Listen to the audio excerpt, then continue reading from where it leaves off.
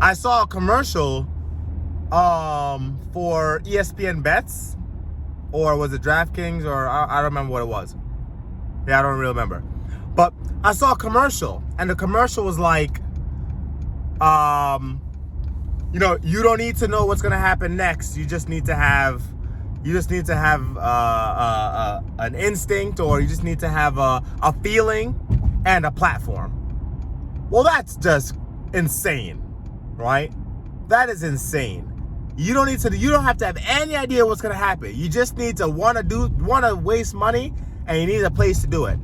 It's interesting to me how fast this stuff blew up over the last, X amount of years, right? DraftKings, FanDuel, and all those ones blew up so quickly. And betting used to be like under the table, like, the guys would, go down in someone's basement, smoke a little bit, draw a board, and talk about it. You go to the bookie down by the racetracks. Like, all this stuff was like, you wouldn't want to really talk about it in everyday business, but now it's like sexy. Now they have the ads for betting on the major sports channels, and that to me is like wild. I mean, you can do whatever you want to do, but when that concept, when that was happening, I was thinking to myself, something isn't right here. Something isn't right here. It's always been around, but it seems like there's an acceleration into how many shiny objects can we show to people while also robbing them of their purchasing power and increasing the amount of work they need to do, right? Increasing the amount of work the slaves, us negative net worthers, need to do in order to survive. And also, not just that, because we know that's happening, but how do they distract us while it's happening? Oh, you can do sports betting and you can make money. Well, okay, so lottery already exists. They're not pushing the lottery, but now they have this thing called sports betting, and they've always had the stock market. The stock market was always this thing that, and there is an objectivity to it, which I'm trading stocks. So like, I'm trading futures. So I'll speak more about that later. But there's always been a thing that was like, hey, while we're robbing your left pocket with inflation and reducing your purchasing power and, socioeconomic and socio-political policy, you could also do this to make money and get free if you want to. Now they've added sports betting to it. So it took so long for it to click to me.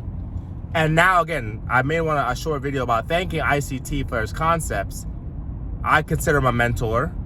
I won't publicize it too much until I make money, because I feel like it's, I don't want to promote myself as a student of his until I can show that it actually works. And I know it works. But I want to be able to step onto the forefront, like, hey, dude is right, and this is what it looks like, and it's crazy profitable. But this idea that, just like in every other industry, just like in sports, because there's some people have always known there's something funny going on. Just like in sports and in pharmacy and in the food industry, and there's people pulling the strings and all this stuff.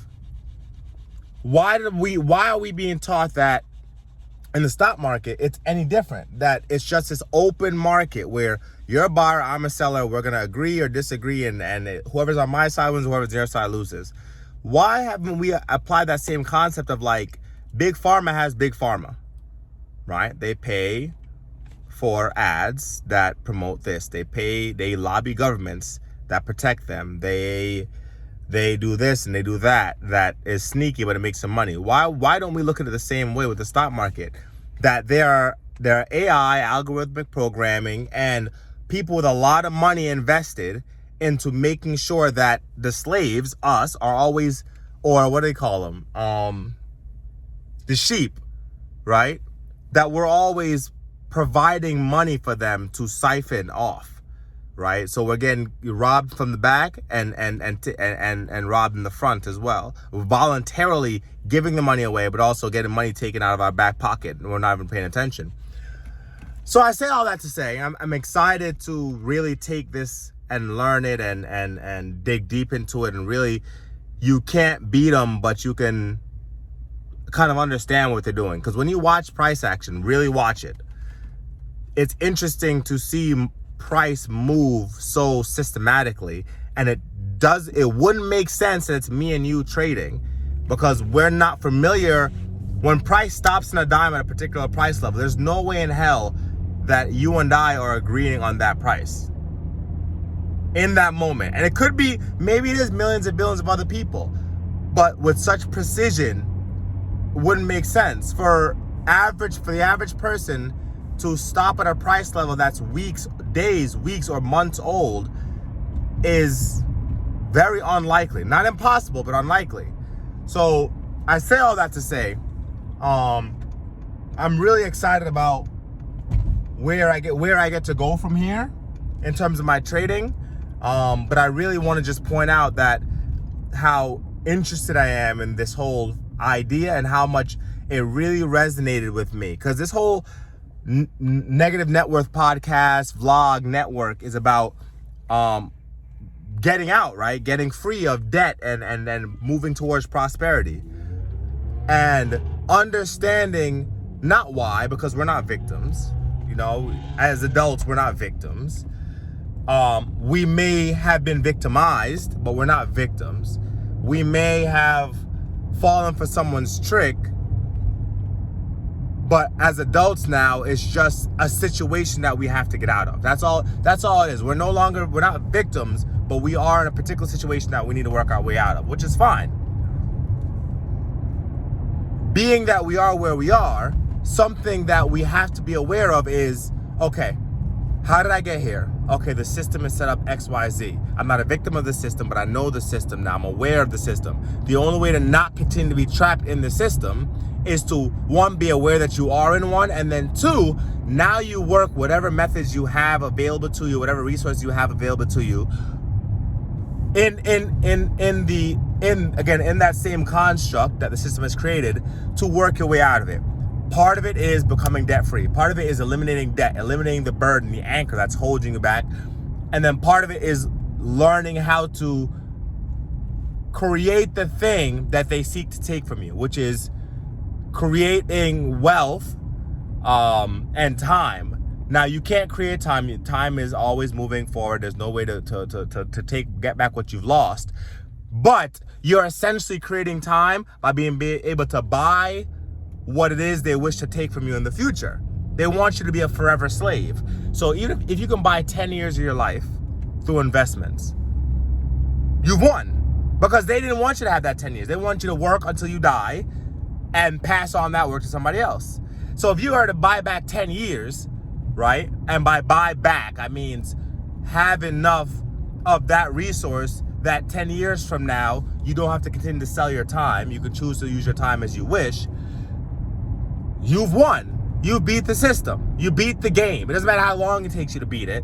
You beat the game.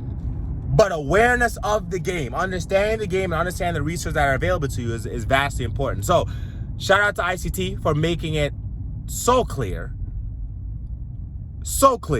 what's happening in the financial world and the equity world. Shout out to Gerald Peters for making it for also making it clear how simple things can be, and how complex everyone else tries to make it seem so they can take money from us again. And everybody else that have Myron Golden, another guy I listen to on YouTube, because we don't have access to these people. I aspire to be that person for the people in my circle. Not everyone has that. So, shout out to, even though, I'm not to say I don't like Google, I don't like Alphabet, because we're using their platform right now. So shout out to them for even having a platform that you can use it, but they're also trying to, take from us too.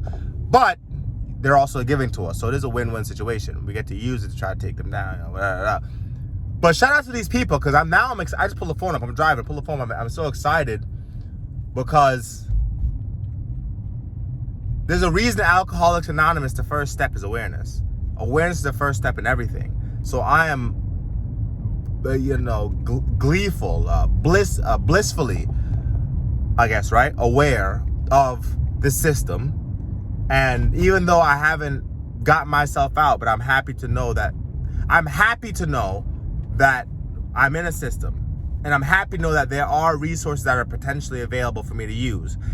I have not seen directly the fruits of those labors, but I'm willing to keep working because I know that we're here. If you don't know that you're here, the work seems useful. But if you know that you're here and you're not willing to stay here, even if you die trying, right, you still made an effort to find out what's on the other side of that veil. So I'm looking at the wrong camera the whole time. Again, I'm driving, phone is sideways. But thanks for tuning in. I'm wearing this jacket in a couple videos because I decided to crank out some videos while I had some time, use the energy that I have. Keep tuning into the network. I got the 7-day email series. Link is in the description and the bio. You can find it on all the socials. And I've got the simplifying financial concepts and all the short form. So YouTube Shorts, Instagram, Reels, TikTok. I have all the simplifying financial concepts. So if there are any financial concepts like PE ratios, net asset values, things like that you're curious about, you can go on those and get a quick rundown of it, unedited, just like these videos are, just ready, just talking to you, trying to get after it. I have the ebook. I don't know if by the time this video really circulates, it will have existed. So I have the ebook. I don't know that I'll have the one-on-one coaching for trading available yet, but you can always ask around, message me, text me, or just somewhere along the line, either attach the email series, attach to the ebook, you'll find a Discord or you'll find the one-on-one coaching program. But yeah, I think there's a lot of us, and I know that we all have friends who are in a negative net worth situation, who are deciding between the job they're working and the job they may have to work to make ends meet, because it's bad and it's only going to get worse depending on the leadership that we have and what we aspire to, the experience we aspire to have in life. So this is getting a bit lengthy. It's over 10 minutes now. So y'all tune into the next video. Thanks for tuning in.